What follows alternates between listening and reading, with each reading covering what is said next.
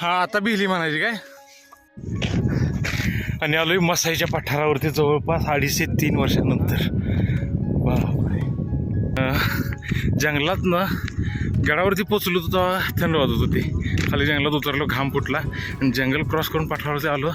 एकदम गार हवा आली आणि केसातनं ते एकदम गार एकदम फिलिंग ढगात.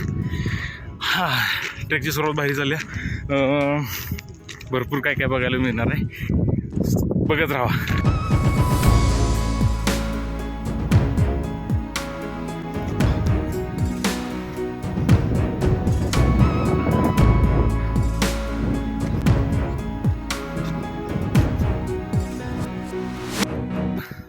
मसाईचं देवीचं मंदिर आहे का नाही, त्याच्या मंदिराच्या उजव्या बाजूला या ठिकाणी एक लेणी